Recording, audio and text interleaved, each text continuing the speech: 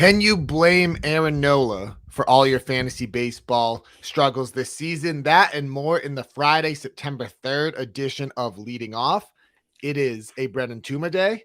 It's a Dan Harris day. And as always, it's a Peanuts and the Cracker Jacks day. How are we this morning, Dan? We're doing well. Your intros are getting much better. I did listen yesterday. For all of you guys out there, you should know that Tuma and Mayor, when it's a Tuma Mayor day, text me immediately after the show to let me know what they thought of their own performance.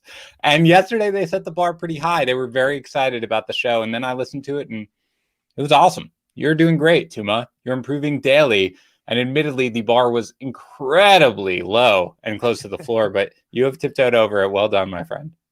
Yeah, we definitely felt good coming out of yesterday. The outros are still, as awkward as ever. So That's like your brand now, right? Yeah. Like your brand is the awkward outro. That's cool, man. You can do a brand. I love it. It's something like the Phillies. Like they just always have a horrible bullpen. No matter where they improve it, that part of it. Yeah. Fair. Dan, you have ever since the big news came out, like I gotta be honest, you got a bit more pep in your step. You are really digging the Brad Hand Mets era right now. Yeah, that changed my entire philosophy on the way things are going. Remember, we targeted Hand, me too, as a Mets fan. We were like, please, we need to sign this guy. And then we missed out on him. And then instead we got Aaron Loop, who's been way better anyway. But yes, the Mets add Brad Hand. They are keeping me. I mean, look, this is September 3rd. I am still interested in the Mets. I am still watching Mets games. So realistically, for me, it's a very, very exciting season, even though it's been a disaster over the last several weeks. But right now, when you can barely squeak by the Marlins, but you win a couple of games, I'm in. That's good enough for me. Yeah, honestly, that's all you can ask for out of your team is meaningful games. In September, a bit of a light slate yesterday, which is why we can sneak in that Brad Hand joke, but there were a couple of pitching standouts, most notably my guy, Logan Webb, 7 innings, 4 hits, 1 run, 10 strikeouts. So the thing with Logan Webb is like he's a ground ball guy. So if he's getting 10 strikeout outings, like the ceiling is just through the roof or whatever that saying is. And he's going on like a 2-month stretch of dominance here. Yeah, Webb. I think Mayor is here. So Mayor, remind me again. I'm pretty sure that Webb was a guy who kind of talked about in draft season, and you were like, I will never buy into Logan Webb no matter what, something like that. So just correct me if I'm wrong, because I'm pretty sure you said that, and that would be like the most wrong thing that you possibly could have said. So I just want to make sure. This is awesome to watch, actually. I mean, he really, the strikeouts, like you said, Tuma, you can expect some ground balls. You can expect him to sort of survive. But with the addition of these strikeouts right now, especially on that team, which is a good team, and long-term in that park, which is still not, with the change in dimensions and the airways that whatever they did, that made it a little bit more of a hitter's park. It's not perfect, but he's fantastic. A 2.56 ERA, backed up pretty much by all the expected stats, a 109 whip. I see very little reason to not buy into Logan Webb right now and into the future, man. I don't know about you. I mean, you're much more of the guy who looks long-term. He's pretty young, so he's right in your wheelhouse. Do you think long-term this is sustainable? Yeah, I think we've moved on from, this is, a little stretch where you can stream him and see how long it lasts to, I mean, obviously the rest of the season, he's must start. And I think it's going to get interesting to value him in 2022. Mayer's apparently not buying in though. Correct. Mayor refuses to buy in because he's no Zach Plesac. Okay. Every time Zach Plesac throws a strike, I get a text from Mayor. We've got Logan Webb working on a fantastic full season, not buying in. That's fine, Mayor. You baseball the way you want to baseball. Yeah, maybe Mayer's buying into Tristan McKenzie coming from that Cleveland system. Tristan McKenzie returned. It almost seemed at one point like he was going to be shut down for the season. Yeah. But he returned from the injured list yesterday against the Royals. I guess it was just a minor shoulder injury. 6 innings, 2 hits, 1 run, 6-1 K to walks. He continues to limit the free passes, which was the major issue earlier in the season. Yeah, what's good about McKenzie is for a while, remember, for most of the season, the Indians were somehow in contention. They were like hanging with the White Sox. Joe and I would talk about it all the time, how we expected eventually there to be some distance between the two. There finally were. So the Indians could kind of pull back, especially when they lost Bieber and Savale and Plesac for a little bit. But yeah, the good thing is they've been able to keep his innings in check, which again, you referenced yesterday. I talk about a lot is you want to be careful with these guys. And I think that was their plan. So my guess for the injury probably wasn't significant anyway. They're more taking a chance. But yeah, you look at what he's been able to do, and it is the walks too. I mean, the walks over his last 5 starts, 0-1-0-1-1. That's some sort of binary equation, I'm sure. But also, like, that's good. That's what you need to see from him because the strikeouts 11, 8, 6 over the last 3 starts. Yeah, man, I was not buying into him coming into this year. Like I understood what we saw recently. I understood why there was optimism. I was not there. But as long as he can sort of relatively keep his control in check, he doesn't have to be as good as he has been lately. But if he does, I'm definitely buying next year.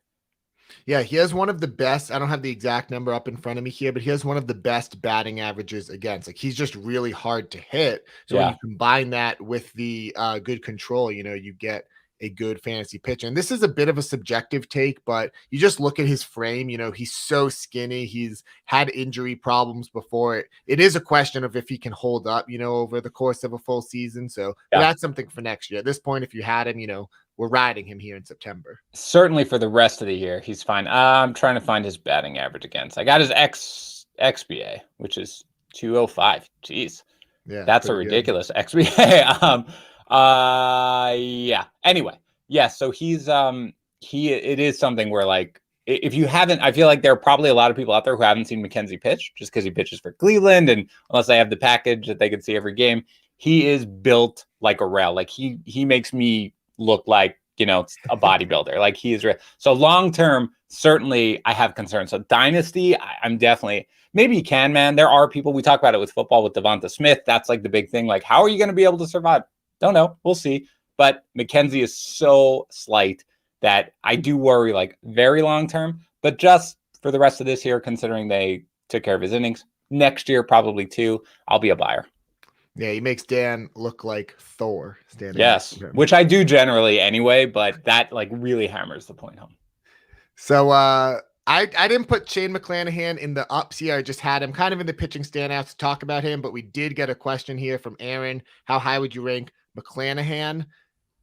I need to just talk about Shane McClanahan for a quick sec here. It was 5 innings, 8 hits, 4 runs, 8-2 K to walk. That's not an incredible outing. The he just gets so many swinging strikes. And what's impressive about McClanahan, it's not just one pitch. It's not even just 2 pitches. He got 7 whiffs on his fastball, 7 on the curve, 5 on the slider. The average exit velocity was 85.4 in this one. That's really low. So you can make a case that he got BABIP'd a bit. Look, Shane McClanahan has given up some hits. That has been a thing this year. The underlying numbers are so encouraging. Like, he is just the biggest screaming breakout candidate. This is his first full season as a starter. Like, he's learning this on the fly. So he's just such a breakout candidate for next year, I think. I know, he definitely is. And again, this is one where you kind of you want him to succeed. You want him to continue doing well for your fantasy team. You almost don't want him to go too crazy, right? Because you don't want everybody to be aware of exactly what you're saying. I mean, you look at how good he is at limiting swing strike rate with I'm looking at the whiff percentage, okay? The fastball, whatever, 20.3%. His slider, 40.1. His curveball, 43.5. And his changeup, which, he doesn't throw a ton, 45.2%. Like, that's insane. Like, that's awesome. So really, yeah, dude, this was like, the biggest thing with the Rays, especially this year coming in, was we didn't think the innings would be there for any Rays pitcher other than Glasnow, and especially not for a guy like McClanahan, right? But they don't have a choice. They have to sort of let these guys go. So I agree with you completely. And again, he's going to be a guy who people will look at the end of the year and be like, a 3.76 ERA, 132 WHIP. Why is Tuma telling me I have to draft this guy, 3rd overall? But I do think that long term and next year too, he's really going to be a monster. Yeah, he'll be my 3rd overall roto player next year after Juan Franco and Jared Kelnick. So we'll start the big board from there. Yeah, you're on brand, baby. Don't worry about it. Moving on to some disappointing starts, sticking with the starting pitchers. Aaron Nola, 4 innings, 6 hits, 6 earned runs. It's been such a frustrating season because there's been some stretches where it's like, okay, he's turning it around and he's Aaron Nola again. He's now allowed 23 homers on the season, so he's had a bit of a home run problem. It's just been disappointing. He was a consensus, top top starting pitcher, and he has not returned value. Yeah, it's a little unlucky, Tuma, right? I mean, he's got the 4.54 ERA, he's got the 3.59 xERA, he's got the 3.53 FIP, he's got the 3.43 xFIP. It's just something where, like, I don't 3.32 Sierra. You don't want to just be like, this is just bad luck, because if you watch him pitch, sometimes it's maddening, right? Sometimes it's glorious, and the problem is you don't know which version of him you're going to get, right? Like sometimes, but we talked about McClanahan getting BABIP to death. He's not getting BABIP to death. Like, he's giving up a lot of home runs. It's very frustrating, but I think for me, man, I'm going to be a buyer next year, just because, again, the underlying numbers are so much better. I mean, he basically is in line with what he does in his really successful years. Like, his ERA last year was 3.28, and his FIP and his xFIP and his xERA, they're a little better, but they're pretty much in line with what he's doing right now. And he's got a 4.54 ERA. So I think we see this sometimes, Brendan, where pitchers have really lengthy lucky streaks and really lengthy unlucky streaks, and they can last the entire season. And I think that's a little bit what's happening with Nola right now. And I do think that he's going to be a guy who people are just going to be, if you roster him this year, you're so mad. You're so angry. This is a guy who you want to be your ace, your quasi-ace, and he just keeps letting you down. So my guess is he's going to be a major discount next year, and I will probably be a buyer.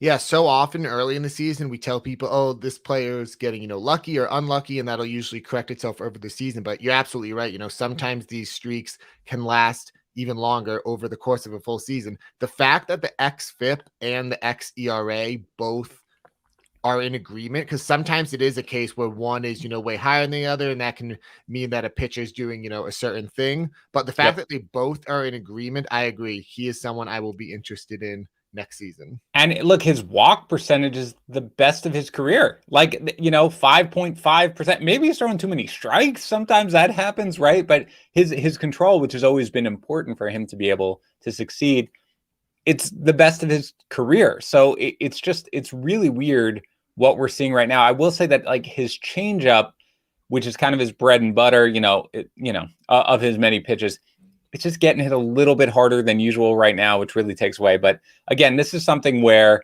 regardless of what the numbers say, regardless of the FIP and the xFIP and all the underlying stats, this is something where fantasy managers are going to be just pissed. Because if you roster him, it's like, I don't really care about his ERA. I watched that guy, and he was killing me every time. So I really think that this is going to be a discount, and I will be willing to take the plunge next year. Yeah, I do know it's a very fascinating case. Someone who's it's a little bit more easy to just digest was Touki Toussaint last night. 3 innings, 6 hits, 5 runs, 4 earned runs. This start happened in Coors Field. I'm in a daily lineup league, hugely important week, and I sat him. I feel very lucky. He didn't even get a strikeout. I just think a fringe pitcher like that, you don't want to be starting at Coors Field this time of year. Yeah, again, Coors is a little weird, where earlier in the year it wasn't that bad for pitchers, and we kept seeing these people go into Coors and have successful starts. It was really messing with us from a DFS perspective, but also season long. But now, regardless of the lineup, regardless of anything, I generally am going to avoid you unless you are an absolutely dominant starter going into Coors Field. So good job by you. And again, at this point, week to week, day to day management is really the key to success in fantasy baseball. Do you have Labor Day weekend plans? Hi, I do have Labor Day weekends, actually. And what's weird is I have no control over that. It's just something that happens. I don't really have very many Labor Day weekends plans, Tuma. Why do you ask? Well, I asked because I'm going to be down at Cape Cod. I'm going to be hoping to get some beach action in. That means I need to make sure that I'm well groomed. And for anyone else who might be going to the beach and want to be well groomed, you need to use Manscaped, and specifically the Lawnmower 4.0 with the optimized trimmer that's waterproof, so you can groom in the shower and not have to worry about making a mess on the bathroom floor. Did I mention wireless charging? The Lawnmower 4.0's new wireless charging system uses electromagnetic induction, which can help battery length last longer. And leading off listeners can get 20% off with free shipping at manscaped.com using the code leading off. That's 20% off with free shipping at manscaped.com and the code leading off. I mean, I knew where you were going, obviously, with it. We didn't plan that one in advance, but I've picked up on the Tuma transitions. How long do you work on the transitions, Tuma? I feel like getting ready for the show is 95% thinking about the opening and that transition, and like 5% thinking about what we're going to talk about with baseball. Is that fair? They go better when May is here. I thought it was great. I thought it was great. Honestly, I really thought it was great, Tuma. And I will take a very, very brief moment in the middle of our podcast to say that my jam, the Dan Harris jam, is to fake insult you and Mayor and on the football podcast, Tags and Yates and Joe. And that's just generally what I do. It's all in good fun. But I will say something. This is, as you mentioned, I think yesterday, we made a deal coming into the year. If you had listened to the Fantasy Pros baseball podcast throughout many years, other than when I did leading off overnight, this was never a show that was every day. And it was never a show that continued into August, let alone September. And you and me and Mayor talked about it before. And we were like, no, man, we are not going to let down our baseball listeners. We are going to be here continuing through August, certainly, and maybe take it down a little bit in September, but continuing through. And you and Mayor, particularly, you guys have done a fantastic job with what you've done in the show. So for the rare moment, Tuma, in light of that transition, which was glorious, I'm in a good mood. I will let you know that I'm very impressed, and I think all our listeners are too, with how you guys have been. So well done. Thank you. Appreciate that. Pickles here. The Yates insults aren't fake. That's true. All right, Pickles, thank you for understanding. The Yates insults are generally real, but I try to do them in a way where people think I'm joking, not realizing that that's actually how I feel about the kids. So sorry. Back to the baseball. Let's talk about some hitters. Bobby Dahlbeck has been on fire as of late. He went 2 for 4 with 2 more RBIs last night. The American League Rookie of the Month in August. Since August 6th, he's hitting .386 with 7 homers. The biggest change is that the strikeout rate during this time has been down to 21.2%. Before that, it was 38.2%. I repeat, 21.2% now. Before that, it was 38%. Obviously, it's a smaller sample, but that's very encouraging for a hitter who has a lot of swing and miss in his game historically. Yeah, it's obviously not something that we're ready to make a conclusion about, given that he's, had a few weeks of cutting down the strikeouts. But that's what he has to do if he's going to be successful in the majors. He's got power. He's got power to spare. But again, we do see this sometimes with guys who had a pretty big strikeout rate, either in the minors or they came up to the majors and they just struck out all the time. And they slowly make adjustments. Austin Riley is the guy who comes to mind, right? He was a guy who was just getting blown away by the strikeouts in the majors. He made an adjustment, and now he's a very, very, sought after fantasy commodity because he had the power. He worked on cutting it down the strikeouts and just being more contact, and now everything's kind of come together. I definitely could see that happening for Dahlbeck for sure. I've been impressed with what I've seen. Not ready to draw the conclusions yet, but it's more than just like a week or something like that, or like a little stretch. It's a pretty lengthy stretch for him. So hopefully he continues to do it. And if so, then he really can, I think, take the Riley leap next year.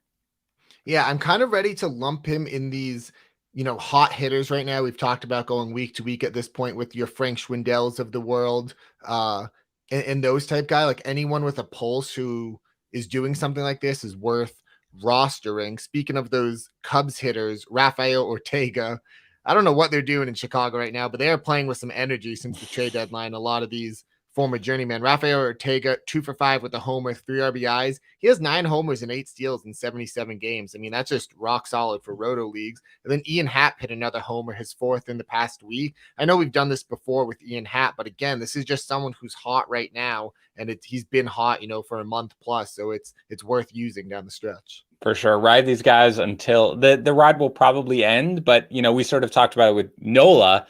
Streaks for any player can go on for a month or, 2 weeks. Sometimes they can go on for a lengthy amount of time. Now, the Cubs in particular, again, this has been going on for a while, but Mayor and I had talked about it, and the Cubs have really good matchups this week. Again, they're playing the Pirates, so right now, so certainly capitalize it in the short term. Understand that it may end at any given time, but Happ was a guy we were kind of excited about coming into the season, like an under the radar type of guy, could make some gains. With Ortega and Schwindel, who the heck knows, man? It's just as likely you'll never see production from them again, but certainly in the short term, ride it out. Yeah, I have a question on Twitter that I need to get back to after this episode. And someone was asking me, where do you rank Dahlbeck compared to Schwindel and Happ and some of these other guys? It's kind of tough to, discern through them. I would just get some of them is my advice. And if you have a hitter that's slumping, use them. I want to quickly touch on the Braves hitters because obviously the Braves have been red hot as of late. They're 19-9 since the trade deadline. Jorge Soler homered again last night, his 9th in 29 games with the Braves. Austin Riley, you mentioned him already, had a big game. Adam Duvall hit his 30th homer. I had no idea he was that good. Right. Where do these things go? Do you ever have that, Tuma? Despite the fact that we talk about baseball on the show, text about baseball all day long, every once in a while you're like, I'm sorry, what has happened right now with this player? Like, I had absolutely no idea that he had 30 home runs. That happened to me yesterday. I was looking up Frank Schwindel. I just wanted to check if he had played any other positions or anything. I didn't even know he was on the A's earlier this year. Like that was brand new information for me. And I don't apologize for it. It's part of why I love baseball so much, because it's always so, like, probably because it's every day, there's just no way to keep track of every single thing that's going on. But yeah, Duvall, and kudos to the Braves, man. And I hope my buddy John is listening to this. He's a huge Braves fan. We sort of teased him at the deadline. We were like, these are great low-cost moves, the adding of all these guys. And they've just gone on this run. A lot of it was, in an easy schedule, but still, they're playing great. I mean, the fact that they lost Ronald Acuna and they just keep going. All these guys that they've gotten have contributed. You mentioned Soler. You mentioned Duvall. They've got Jock Peterson. Now you've got Rosario back. I mean, I don't know where they're going to play all these guys necessarily. But yeah, kudos to them.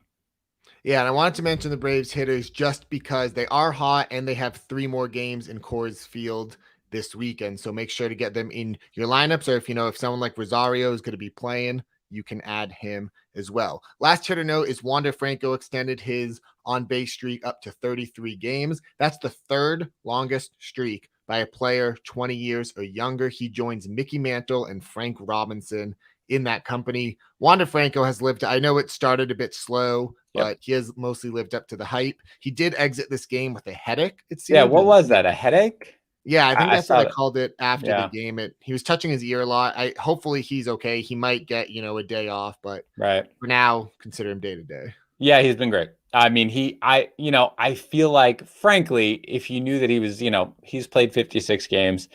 If you knew he was going to bat 275 with 7 homers and 2 steals, my guess is fantasy managers probably would have been slightly disappointed by that, right? Like, if you knew when he first came up, because at the time he came up, we expected everybody to go crazy, and he's an incredible prospect.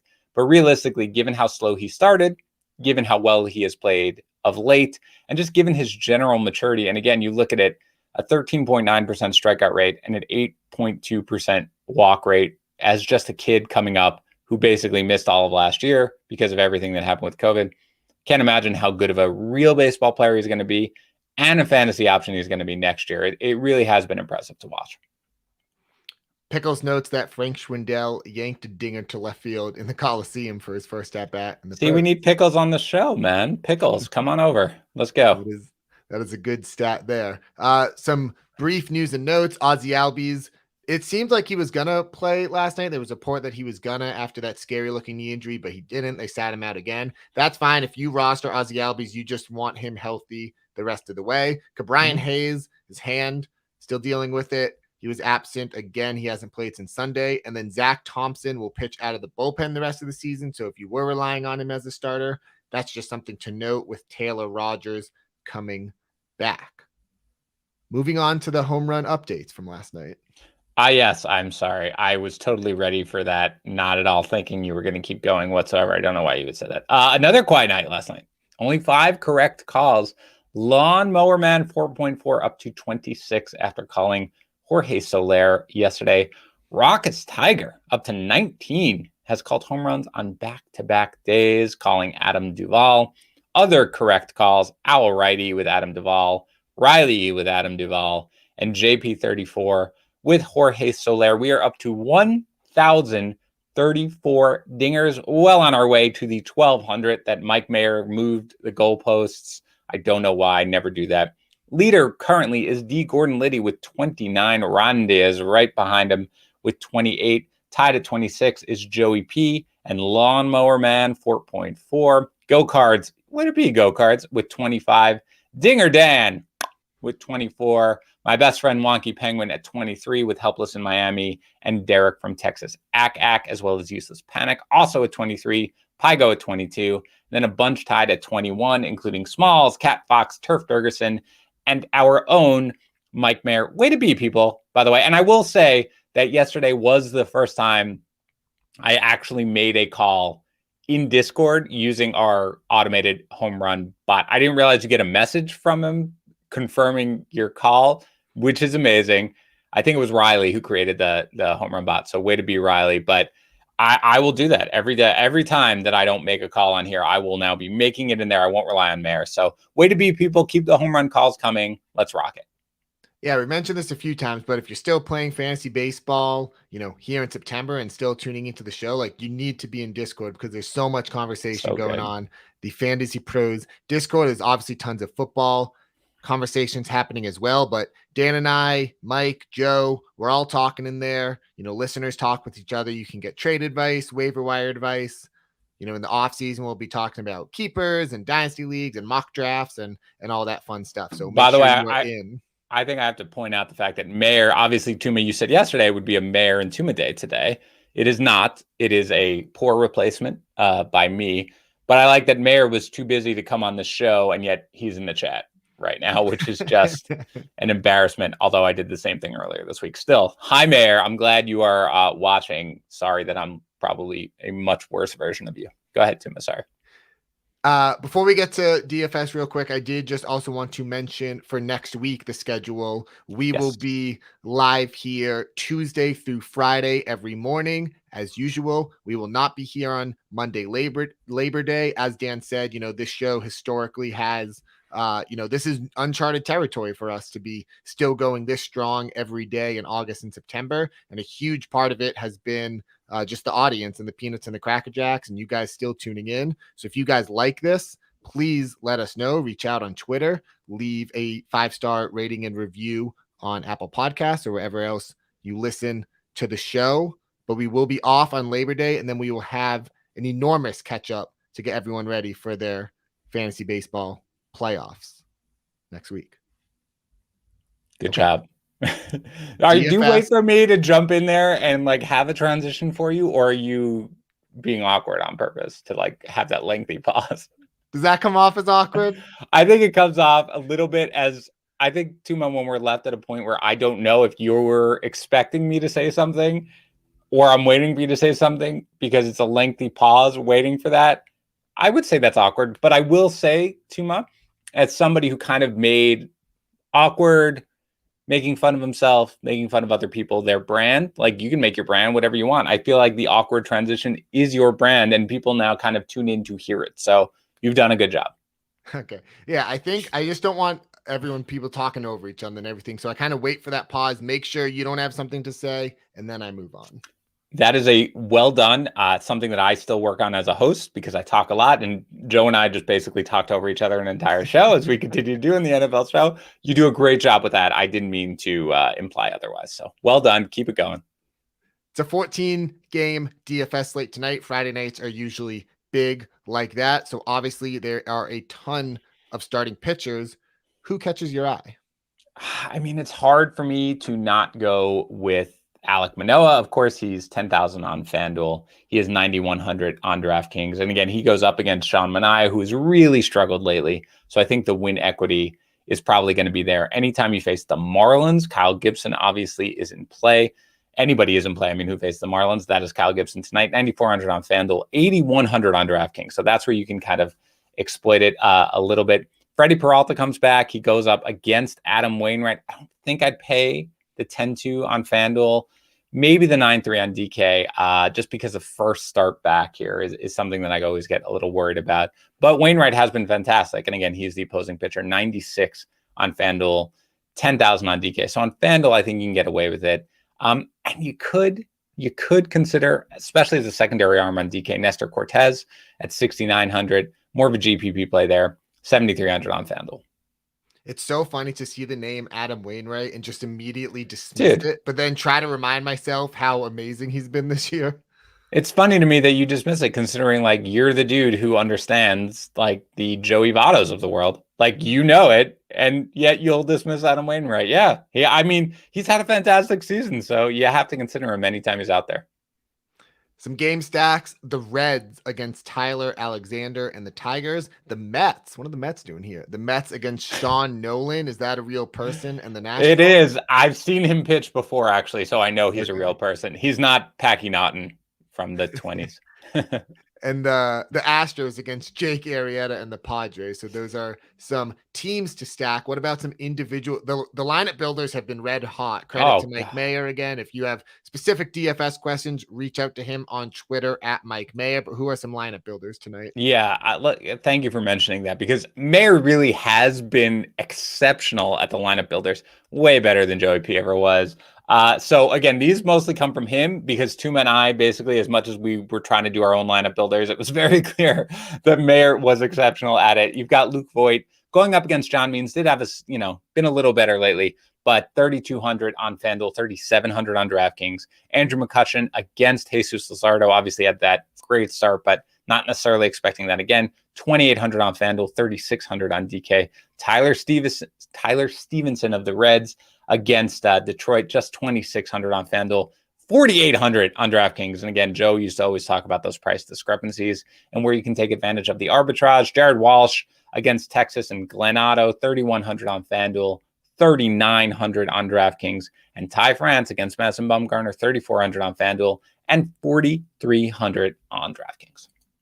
Yeah, again, this is, probably a topic for the offseason or leading up closer to next season, but the price discrepancy thing is so real. And FanDuel typically is a little bit softer and a little slower to adjust things, but that is always something to be aware of. I did not forget the home run calls of the night because they were right below the lineup builders in our show sheet. So, Dan, it looks like you already put yours in, or is this an old one? No, it's a new one. I put it in every morning, Tuma, which you don't know because you completely ignore that section. But every time I'm on the show, I put it in so that our illustrious host knows, and more so I don't forget what my call is, because I'm operating on like 2 hours of sleep every night. That's all. Gotcha. So you are going for the weekend again. And this goes through Monday now because we're not going to be on Monday, and it's a lengthy Labor Day weekend. I will go with Aaron Judge. Again, I try generally for the weekend pick. Going after Baltimore, not the worst sort of thing. John Means tonight, I'm not sure if I would have called Judge necessarily if it was one game, but I will go with Judge as my weekend through Monday home run call. Okay. I will just mention Freddie Freeman as a reminder to get as many Braves hitters. Can you just make that home run call? Can you just say that's your home run call? No. Okay. I tried. As a reminder to get Braves hitters into your lineups this weekend for Labor Day weekend. And that is going to do it. We are nearing the end of the show. Get in the Discord, make your home run calls, Fantasy Pros Discord. For Dan Harris, this has been Brendan Tuma. Have a fantastic weekend, everyone. Reach out on Twitter if you have questions about anything, and we will see you on Tuesday. You got to be more awkward.